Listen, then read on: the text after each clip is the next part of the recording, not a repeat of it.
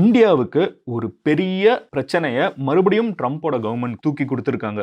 இந்த தடவை இந்தியாவுக்குன்னு சொல்றதை விட இந்தியன்ஸுக்குன்னு சொல்லலாம். ரொம்ப ஸ்பெசிஃபிக்கா நீங்க யூஎஸ்ல போய் வேலை பார்க்கணும்னு ஆசைப்படுற ஒரு இந்தியனா இருந்தீங்கன்னா, நீங்க ஆல்ரெடி ஒரு கம்பெனில வேலை பார்த்துட்டு ஆன் சைட்டுக்கு வெயிட் பண்ணிட்டு இருக்கலாம். ஆர் நீங்க இப்பதான் ஸ்கூல் இல்ல காலேஜ் படிச்சுட்டு இருக்கலாம். எப்படியாவது நான் பயங்கரமா படிச்சு முடிச்சுட்டு நான் யூஎஸ்ல போய் செட்டில் ஆகணும்னு நினைக்கிறவங்களா இருக்கலாம். ஆர் தேர்ட் கேட்டகரி ரொம்ப ஸ்பெசிஃபிக்கா நான் ஆப்பிளோட ஹெட் குவார்ட்டர்ஸ் போகணும், நான் கூகுள்ல பயங்கரமா வேலை பார்க்கணும், யூடியூப்ல வேலை பார்க்கணும், சாட் ஜிபிடில வேலை பார்க்கணும், மைக்ரோசாஃப்ட்ல வேலை பார்க்கணும். இன்னைக்கு நம்ம வாழ்க்கையை நடத்திட்டு இருக்கிறது எல்லாமே இந்த ஐடி கம்பெனிஸ் தான். கரெக்டா? இந்த மாதிரி இருக்கக்கூடிய நான் ஒரு பயங்கரமான குளோபல் ஐடி கம்பெனில போய் வேலை பார்க்கணும்னு ஆசைப்பட்டீங்கனாலும் சரி, நம்ம எல்லாரோட லைஃபையுமே அந்த மாதிரி ஆசை இருக்கிறவங்களுக்கு டஃப் ஆக்கி இருக்கிறது தான் இன்னைக்கு ட்ரம்ப் கவர்மெண்ட் பண்ணி இருக்கிற ஒரு மிகப்பெரிய வேலை. இதை பத்தி நான் ஆல்ரெடி ஒரு 3 months முன்னாடி சொல்லியிருந்தேன். அதை சொல்றப்ப நான் சொன்னேன், இதுக்கப்புறம் கோர்ட்ல கேஸ் போட்டிருக்காங்க, அந்த கோர்ட் கேஸ்லயும் ட்ரம்ப் ஜெயிச்சாருனா தான் இது எஃபெக்ட் ஆகும் அப்படின்னு சொல்லியிருந்தேன். ட்ரம்ப் ஜெயிச்சிட்டாரு. கோர்ட் ட்ரம்ப் சொல்றது சரிதான். இந்தியால இருந்து வரக்கூடிய மக்கள்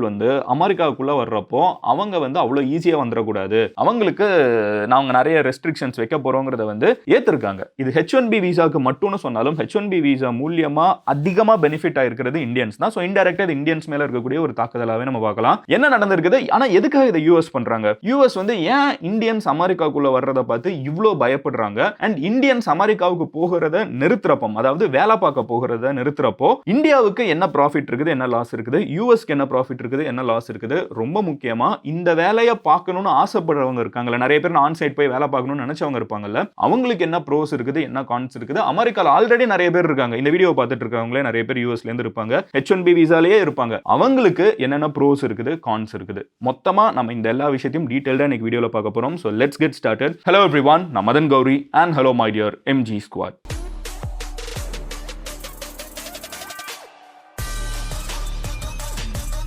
ஃபர்ஸ்ட் விஷயம் என்ன அப்படின்னு பார்த்தீங்கன்னா, ட்ரம்ப் ஆட்சிக்கு வர்றப்பமே, கவர்மெண்ட்டை ஃபார்ம் பண்றப்பமே அவர் என்ன சொன்னார்னா, இங்க இருக்கக்கூடிய அமெரிக்கன்ஸோட வேலை எல்லாத்தையுமே இந்த ப்ளூ காலர் ஒர்க்னு சொல்லுவாங்க, இந்த கார்டனிங் பண்றதா இருக்கட்டும், வீட்டு வேலை செய்யறதா இருக்கட்டும், இந்த மாதிரி வேலை எல்லாத்தையுமே முதல்ல மெக்சிகோல இருக்கிறவங்க எடுத்துடுறாங்க. அதே மாதிரி ஒயிட் காலர் ஜாப்ஸ், அதே அமெரிக்கன்ஸ் பெரிய பெரிய ஐடி கம்பெனில வேலை பார்க்கணும்னு நினைக்கிறப்போ அது எல்லாத்தையும் இந்தியன்ஸ் எடுத்துடுறாங்க.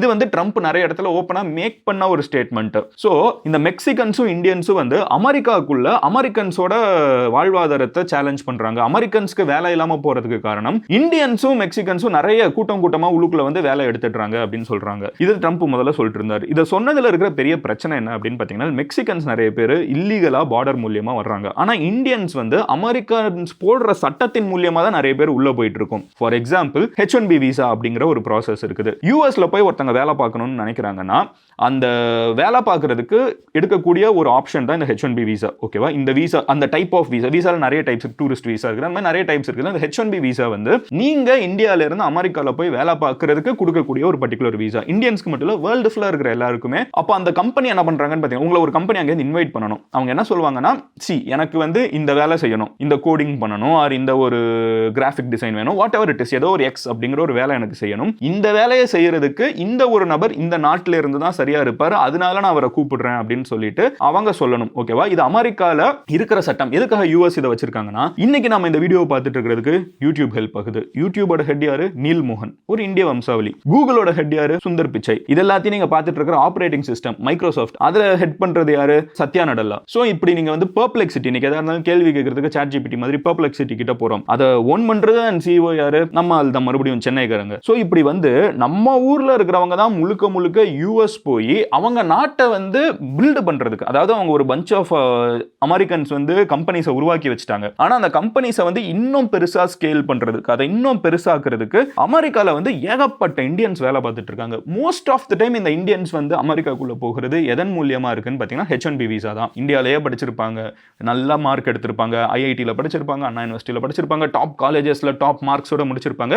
இந்த H1B விசா என்ன பண்ணுதுன்னா, இந்தியால இருக்கக்கூடிய டாப் டேலண்ட்ஸை யூஎஸ்க்கு கொண்டு போகிறதுக்கு இருக்கக்கூடிய ஒரு சிஸ்டமா இருக்குது. சில பேர் அவங்க ஐடி கம்பெனில லட்சம் பேர் வேலை பார்த்துட்டு இருப்பான். சிடிஎஸ்ல டிசிஎஸ்ல நீங்க பாத்தீங்கன்னா லட்சம் பேர் வேலை பார்த்துட்டு இருப்பாங்க. அதுல இருக்கிற டாப் 1% யூஎஸ்க்கு அனுப்பணும்னு ஆசைப்படுறப்ப இந்த மாதிரி எல்லாம் பண்றப்போ அவங்களுக்கு வந்து இந்த ஹை பெர்ஃபார்மன்ஸ் வந்து யூஎஸ்க்கு ஈஸியா கிடைக்கிறாங்க. அவங்க யாரையும் படிக்க வைக்கல, ஆனா இன்னொரு நாட்டில் படிச்சவங்க ஈஸியா யூஎஸ்க்கு வந்துடுறாங்க. இதுக்காக தான் இந்த H1B விசா வந்து யூஎஸ் முதல்ல இன்ட்ரடியூஸ் பண்றாங்க. ஆனா ட்ரம்ப் என்ன சொல்றாருன்னா இவங்க வந்து அமெரிக்கன்ஸோட வேலை எடுத்துடுறாங்க. ஆனா உண்மை என்னன்னு பாத்தீங்கன்னா இவங்க வந்து அமெரிக்கன்ஸோட வேலை எடுக்கல, அமெரிக்கன்ஸ்க்கு இந்த வேலை தெரியலங்கிறதுனால தான் வெளியில இருந்து எடுத்துட்டு வாங்கங்கிறாரு. பட் ட்ரம்ப் என்ன சொல்றாருன்னா அப்படி கிடையாது, அமெரிக்கன்ஸ் வந்து சம்பளம் அதிகமா கேட்பாங்க, இந்தியன்ஸ் வந்து சம்பளம் கம்மியா கேட்பாங்க, அவங்களுக்கு கம்மியான சம்பளத்துக்கு வேலை கொடுக்க முடியும், அதனால தான் இவங்களை கொண்டு வராங்க அப்படின்னு சொல்லிட்டு ட்ரம்ப் கிளைம் பண்றாரு. இது பொய்யான்னு கேட்டீங்கன்னா கிடையாது, அதுவும் நடக்குது. நிறைய இந்தியன்ஸ் வந்து இந்த டாப் ஐடி கம்பெனிஸ்ல இருந்தோ டாப் whatever it is அங்க இருந்து வந்து ஒரு வெள்ளைக்காரன் வாங்குற சம்பளத்தை விட கம்மியான சம்பளத்துக்கு வேலை பார்க்கறதுக்கு ரெடியா இருக்காங்கிறது தான் உண்மை. அது யூஎஸ்ல இருக்கிற நிறைய பேரே வந்து உங்க ஃப்ரெண்ட்ஸ் யாராவது அப்படி இருக்காங்களா அப்படிங்கிறது உங்களுக்கே தெரியும். ஸோ அந்த ஒரு லூப் ஹோல் இருக்குது, இவங்க வந்து அமெரிக்கன்ஸோட வேலையை புடுங்குறாங்கன்னு கேட்டு அப்படின்னு வந்து ட்ரம்ப் கிளைம் பண்றாரு. அது ஓரளவுக்கு உண்மை அப்படிங்கிறத ட்ரம்போட சப்போர்ட்டர்ஸும் நம்புறாங்க. ஸோ இதனால ட்ரம்ப் என்ன பண்றாருன்னு பார்த்தீங்கன்னா மெக்சிகோல இருந்து வரக்கூடிய அதாவது ப்ளூ காலர் ஜாப்ஸ், இந்த கார்டனிங்கா இருக்கட்டும் குக்கிங்கா இருக்கட்டும், அந்த வேலை பார்க்குறவங்க எல்லாம் உள்ளுக்குள்ள வந்து எடுக்கக்கூடாதுங்கிறத நிறுத்திடலாம். பார்டரை ஸ்ட்ராங் ஆக்குவேன், நான் சோறு கட்டுவேன், நான் வந்து செக்யூரிட்டி அதிகமாப்பேன், மெக்சிகன்ஸ் உள்ள வரதை தடுத்துடலாம், இல்லீகலா இருக்கிற மெக்சிகன்ஸை திருப்பி அனுப்புறேன்னு சொல்லலாம், ஓகே நீ அனுப்பிச்சிடலாம். ஆனால் நீங்க வந்து எப்படி ஒயிட் காலர் ஜாப்ல இருக்கிறவங்கள சேலஞ்ச் பண்ணுவீங்க? ஏன்னா இவங்க எல்லாம் லீகலா அமெரிக்காக்குள்ள வந்திருக்காங்க. அமெரிக்கன் கவர்மெண்ட் இன்வைட் பண்ணி தான் அங்க இருக்கிற ஒரு இந்தியனும், இந்த வீடியோவை யூஎஸ்ல இருந்து பாக்குற ஒவ்வொருத்தங்களும் அமெரிக்கன் கவர்மெண்ட் அப்ரூவ் பண்ணி இன்வைட் பண்ணி தான் போறாங்க. ஏன்னா டெக்னிக்கலா H1B விசா வந்து அமெரிக்கால இருக்கிற ஒரு கம்பெனி வந்து வாங்க அப்படின்னு சொல்லி கூப்பிடுறாங்க, அவங்க இன்வைட் பண்றாங்க, யூஎஸ் கவர்மெண்ட் அதுக்கு அங்கீகரிக்கிறாங்க. அப்படி போனவங்க எப்படி வெளியே போக சொல்ல முடியும்? அப்ப அதுக்கு ட்ரம்ப் கண்டுபிடிக்கிற லூப் ஹோல் என்ன அப்படின்னு பாத்தீங்கன்னா ஃபர்ஸ்ட் விஷயம், உள்ள வர்றவங்களை முதல்ல தடுத்து நிறுத்தலாம். இனிமே இந்த H1B விசா இருந்தா பிரச்சனை பண்ணுவீங்க? H1B விசா எடுக்க முடியுமா? முடியாது, டேலண்ட் வேணும். அப்ப என்ன பண்ணலாம்னு பாத்தீங்கன்னா இனிமே இந்த மாதிரி ஆட்கள் உள்ளுக்குள்ள வரணும்னா அவங்க வந்து ஒரு ஹியூஜ் டாக்ஸை வந்து கவர்மெண்ட்டுக்கு பே பண்ணணும். தட் இஸ் நெக்ஸ்ட் டைம் வந்து ஒருத்தங்க வந்து ஒரு கம்பெனியில் இப்போ டிசிஎஸ்லயோ சிடிஎஸ்லயோ டெக் மஹிந்திராலயோ அசென்ச்சர்லயோ whatever company it is, ஒரு சோஹோலையோ இதுலயோ ஒருத்தங்க பயங்கரமா வேலை பார்த்துட்டு இருக்காங்கன்னு வச்சுக்கோங்களேன், அவங்கள வந்து யூஎஸ் போகணும். அவங்களுக்கு ஆசை இருக்குது யூஎஸ் போய் வேலை பார்க்கணும்னு. யூஎஸ் போய் வேலை பார்க்கணும்னு அவங்க நினைக்கிறப்போ அந்த கம்பெனி வந்து அவங்க இன்வைட் பண்ணா மட்டும் பத்தாது, அந்த கம்பெனி வந்து 88 lakh rupees, நிறைய பேருக்கு இதுதான் மொத்த சம்பளமே ஒரு வருஷத்துக்கு. இந்த 88 lakh rupees நிறைய பேருக்கு அவங்க சம்பளத்தை விட அதிகமாகவே கூட இருக்கும். இதை வந்து கவர்மெண்ட்டுக்கு டாக்ஸாக கட்டணும். இது எப்படி ஒரு மேட்டர்னு யோசிச்சு பாருங்க, கவர்மெண்ட்டுக்கு டாக்ஸாக கட்டணும். இந்த ரூலை கொண்டு வந்தப்போ யூஎஸ்ல இருக்கிற நிறைய பேரே கமெண்ட் செக்ஷன்ல சொன்னாங்க, மதன் இதெல்லாம் செல்லாத மதன், இதெல்லாம் வந்து கோர்ட்ல கேஸ் போட்டு தூக்கி விட்டுருவாங்கன்னு. நானும் அதுதான் நினைச்சேன். கோர்ட்லயும் கேஸ் போட்டாங்க. இந்த கோர்ட்ல வந்து யார்கிட்ட இந்த கேஸ் போயிருக்குன்னு பாத்தீங்கன்னா ஒபாமா அப்பாயிண்ட் பண்ண ஒரு ஜட்ஜ். ஒபாமா அப்பாயிண்ட் பண்ண ஜட்ஜஸ் வந்து ஜெனரலா ட்ரம்ப் கொண்டு வர ரூல்ஸ்க்கு வந்து ரிஜெக்ட் பண்ணி விட்டுருவாங்க, இதுதான் நம்பிக்கை. ஆனா இந்த ஒபாமா அப்பாயிண்ட் பண்ண ஜட்ஜ் வந்து இப்ப என்ன சொல்லிட்டாங்கன்னு பாத்தீங்கன்னா ட்ரம்ப் வந்து இப்படி சொல்றாருல, ஆமா எனக்கு வந்து பவர் இருக்குது, நான் இப்படி உள்ள வரவங்களெல்லாம் கம்மியாக்கணும்னு நினைக்கிறேன், அதனால 88 lakhs டாக்ஸ் போட போறேன். இந்த 88 lakhs டாக்ஸ் போடுறதுனால என்ன நடக்க போகுதுன்னு பாத்தீங்கன்னா இந்தியால இருந்து வர்றவங்களை வந்து யார் 88 lakh டாக்ஸுக்கு ஒர்த்தா இருக்காங்களோ, வருஷம் ஒரு மொத்தமா வந்து 88 lakhs வந்து கட்டுறதுக்கு ரெடியா இருக்காங்களோ, $1 lakh கரெக்டா ஐ கெஸ், ஸோ அதை வந்து கட்டுறதுக்கு ரெடியா இருக்காங்களோ அவங்கள மட்டும் நாங்கள் கூப்பிட்டுக்கிறோம், வேற யாரும் வந்து எங்களுக்கு தேவையில்லை. அவ்வளோ டேலண்டடாக இருக்காங்க. அப்போ இந்தியன்ஸ் மட்டும்தான் இந்த வேலையை பார்க்க முடியும், ஒரு சைனீஸ் மட்டும்தான் இந்த வேலையை பார்க்க முடியும், ஒரு பங்களாதேஷி மட்டும்தான் இந்த வேலையை பார்க்க முடியும். அவ்வளோ டேலண்டடாக இருந்தா அப்போ அமெரிக்கன் கவர்மெண்ட்டுக்கு காசு கட்டு, அப்படி நீ அவங்களை எடுத்துக்கோ அப்படின்னு நாங்கள் சொல்றோம். ஸோ கவர்மெண்ட் இப்போ கோர்ட் என்ன சொல்லிடுச்சுன்னு பார்த்தீங்கன்னா, ஆமா ட்ரம்ப்புக்கு இந்த பவர் இருக்குது, ட்ரம்ப் இதை வந்து பாசிபிள் ஆக்கலாம் அப்படின்ட்டாங்க, which means this will come in to effect. அது போக இன்னொரு விஷயம் என்ன அப்படின்னு பார்த்தீங்கன்னா, இது ஒரு ஸ்டெப், ஒரு முக்கியமான ஸ்டெப். அதுக்கு அடுத்தது என்ன அப்படின்னு பார்த்தீங்கன்னா, ட்ரம்ப் என்ன சொல்றாரு, இதனால அமெரிக்கால என்னப்பா மாறப்போகுதுன்னு கேட்டீங்கன்னா, யூஎஸ்குள்ள வர்றவங்க வந்து எக்ஸ்ட்ரீம்லி டேலண்டடான பீப்புள் மட்டும்தான் இருப்பாங்க. அதாவது 88 lakhs ஒருத்தங்களுக்கு வந்து எந்த கம்பெனி செலவு பண்ணும் நீங்க யோசிச்சு பாருங்களேன், அவ்வளவு ஈஸியா செலவு பண்ண மாட்டாங்க. எக்ஸ்ட்ரீம்லி டேலண்டட் ஒரு பில் கேட்ஸை கூப்பிடுறதுக்கு 88 lakhs செலவு பண்ணலாம். ஆர் வந்து இப்போ பேசி இந்த மெஸ்ஸி வர்றப்போ வந்து ஒரு செல்ஃபிக்கு வந்து 25 லட்சம் ரூபாவோ 30 லட்சம் ரூபாவோ போட்டு எல்லாரும் செல்ஃபி எடுத்தாங்க. ஏன்னா அது மெஸ்ஸி. அப்போ இந்த ஐடி செக்டார்ல இருக்கக்கூடிய இந்த டாப் 1% இல்ல, அந்த டாப் 1%லயும் இருக்கக்கூடிய 0.001% இருக்காங்கல்ல, அவங்களுக்கு வந்து செலவு பண்ணுவாங்க. ஃபார் எக்ஸாம்பிள் இப்போ வந்து பெர்ப்ளெக்சிட்டியோட சிஇஓ வந்து இங்க நாங்க போயிருக்காங்கல்ல, அவங்களுக்கு செலவு பண்ணுவாங்க. அப்போ அந்த டாப் 0.001% மட்டும் நாங்கள் இங்கே கூப்பிட்டு வந்துக்கிறோம். அப்போ மீதி இந்த வேலையெல்லாம் எப்படிப்பா பண்ண, அமெரிக்கா வந்து ஸ்தம்பிச்சு போய் நிற்காதா?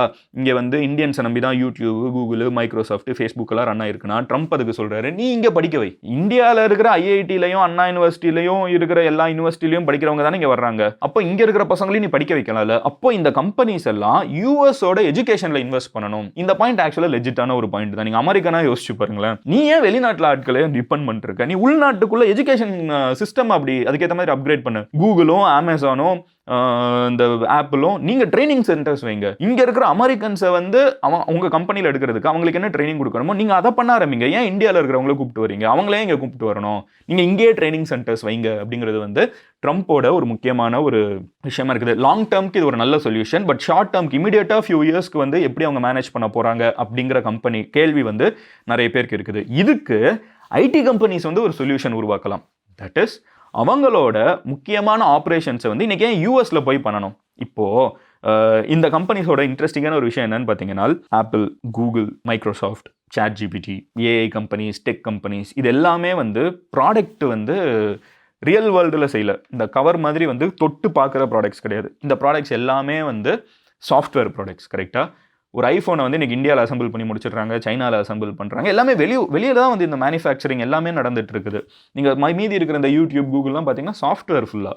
ஸோ இப்படி இருக்கிறப்போ அவங்க வந்து யூஎஸில் இந்தியன்ஸை கொண்டு வர முடியலைனால் நிறைய பேரோட ஐடியா என்னன்னால் இந்த கம்பெனிஸ் வந்து இந்தியாவுக்கு மூவ் ஆக ஆரம்பிச்சிருவாங்க. Which is big good news for India. இந்தியாவில் வந்து நீங்கள் ஆல்ரெடி பார்த்தீங்கன்னா, நானே பர்சனலாக போயிருக்கேன், நான் அதை பற்றி விளாக் கூட மேக் பண்ணியிருக்கேன், இன்ஸ்டாகிராம்லேயும் போஸ்ட் போட்டிருக்கேன். கூகுள் வந்து அவ்வளோ பெரிய ஆஃபீஸை வந்து குர்கானில் வச்சுருக்காங்க. நான் போயிட்டு வந்திருக்கேன். ஹைதராபாத்தில் அவ்வளோ பெரிய ஆஃபீஸ் இருக்குது. அமேசான் அவ்வளோ பெரிய ஆஃபீஸ் வச்சுருக்காங்க. இப்போ வந்து அகைன் நம்ம ஊருக்கு வர வேண்டியது பட் மிஸ் ஆயிடுச்சு. அங்கே ஆந்திரா, தெலுங்கானாவில் பார்த்தீங்கன்னா அவ்வளோ பெரிய கூகுள் ஆஃபீஸ் வந்து வச்சுருக்காங்க. எனக்கு தெரிஞ்ச சுந்தர் பிச்சை நியாயமாக நம்ம ஊருக்கு தான் கொடுத்துருக்கணும். பட் எனிவே பட் அங்கே ஆந்திரா, தெலுங்கானாவுக்கு வந்து அவ்வளோ பெரிய ஒரு கூகுள் ஆஃபீஸ் வந்து போகுது. ஸோ இப்படி பயங்கரமாக இவ்வளோ டெவலப்மெண்ட்ஸை வந்து ஏன் இந்த கம்பெனிஸ் இங்கே பண்ண ஆரம்பிக்கிறாங்கன்னா, யூஎஸ்குள்ளே இந்தியன்ஸை கொண்டு வரது நாளுக்கு நாள் சேலஞ்ச் ஆகிட்டே இருக்குது. அப்போது இந்த ஒரு காஸ்ட்டுக்கு அவங்களுக்கு வேறு வந்து ஆனஸ்ட்டாக ஒரு ஒப்பீனியன் சொல்லட்டுமா, இது எல்லாத்துக்கும் பின்னாடி வந்து இந்தியன்ஸ் வந்து அதிபயங்கர அறிவாளிங்க அப்படிங்கிறது எல்லாத்தையும் தாண்டி ப்ராக்டிக்கலாக நானும் இந்தியன் தான், நீங்களும் இந்தியன் தான். இந்த 6-2 படத்தில் வர மாதிரி வடிவேலு சொல்லுவேன், நானும் தமிழன் தான், எனக்கும் ஃபீலிங்ஸ்லாம் இருக்குன்னு சொல்லுவோம்ல. பட் அது எல்லாத்தையும் மீறி முக்கியமான மேட்ரு என்னன்னு பார்த்தீங்கன்னா, அவங்களுக்கு காஸ்ட் கட்டிங். நம்ம ஏன் மேனுஃபேக்சரிங் வந்து சைனாக்கு எல்லாத்தையும் கொடுக்குறோம்? நம்ம ஊரில் விற்கிற தீபாவளி பட்டாசுலேருந்து எல்லாமே ஏன் இன்னைக்கு சைனாக்கு போயிட்டு இருக்குது? ஏன்னா கம்மியான விலைக்கு அவங்க மேனுஃபேக்சர் பண்ணி தராங்க. அதே மாதிரி சாஃப்ட்வேரை வந்து நீங்கள் மேனுஃபேக்சர் பண்ணுறதுக்கு இருக்கிறதுலே கம்மியான காஸ்ட் வந்து இந்தியன்ஸ் தான். அதுக்கு வெறுமான காசு மட்டும் இல்லை, டேலண்ட்டும் இருக்கணும். இப்போ சைனாவில் ஃபேக்ட்ரிஸும் இருக்குது, காஸ்ட்டும் கம்மி. அதே மாதிரி இந்தியாவில் வந்து பிரெயின்ஸும் இருக்குது, காஸ்ட்டும் கம்மிங்கிறப்போ இந்த கம்பெனிஸ் எல்லாம் அவங்களோட ஜிசிசிஸ், ஹியூஜ் ஹெட் குவார்ட்டர்ஸ், அங்கேயே நீங்கள் வந்து ஃபுல்லாக செஞ்சிடலாம். நீங்கள் இன்னொரு ஒரு கண்ட்ரி மேலே டிபெண்ட்டாக இருக்க தேவையில்லை.